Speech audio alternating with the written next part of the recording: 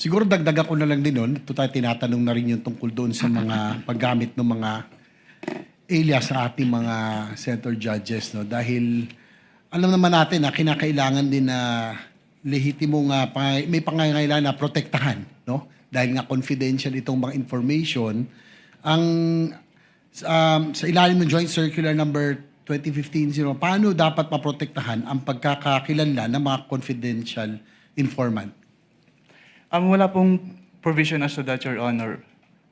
Kasi yung, wala po namang requirement yung circular as to the, pwede pa ulit po ng tanong, sorry. Well, yung hindi kasi parang alam naman natin, no, dahil lalo na sa mga intelligence at saka yung mga TDs, mga confi, ginagamit yung mga alias na nabanggit nyo rin kanina.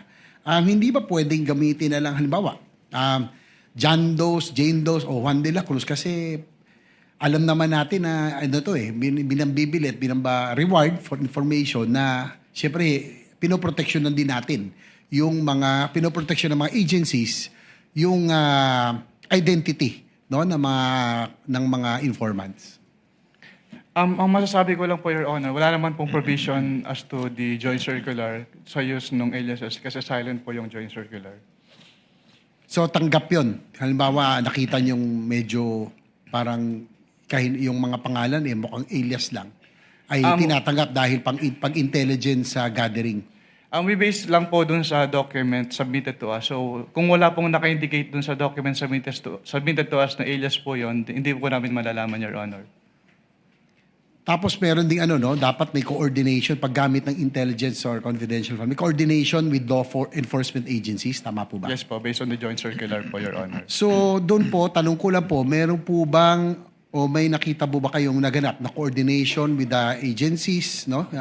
Of course, yung PNP, AFP, PIDEA at iba pa, NBI na ginawa ang halimbawa OVP in this case sa kanilang paggamit ng confidential funds para sa sinasabi nilang confidential programs. Based on the documents submitted po sa ICPA, wala po, Your Honor.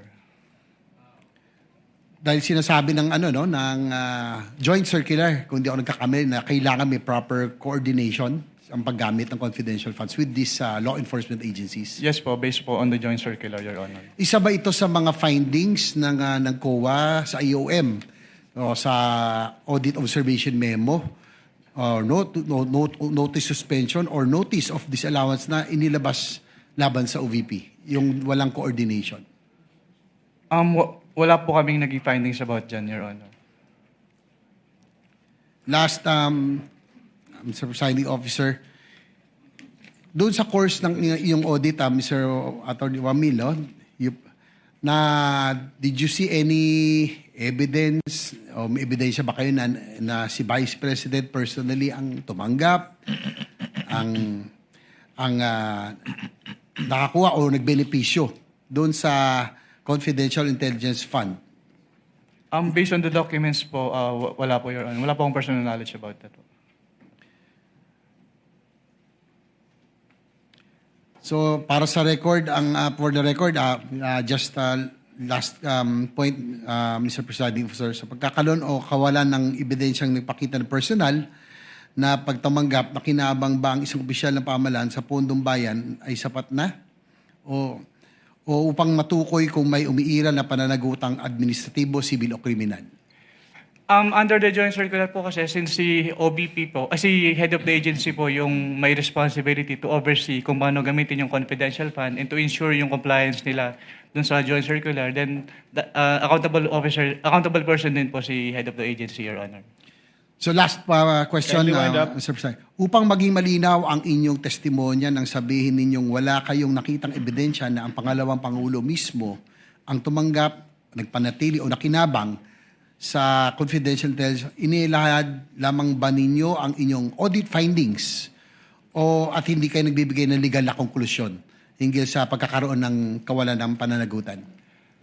Is it based on your audit findings or legal conclusion hinggil sa pagkakaroon ng liability? Based po sa audit findings, Your Honor.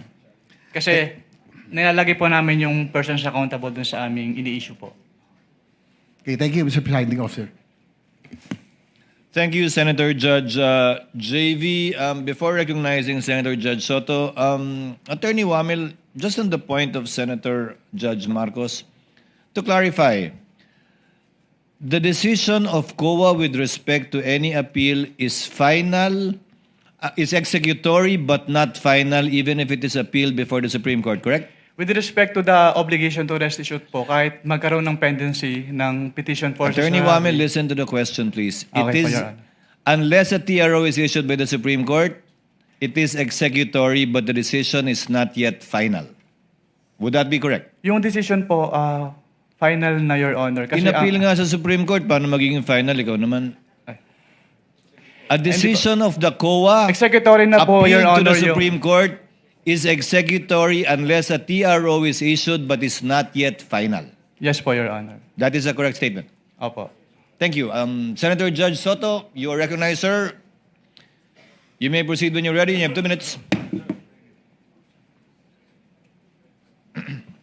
Thank you, Mr. President, Mr. Presiding Officer. Mr. Witness,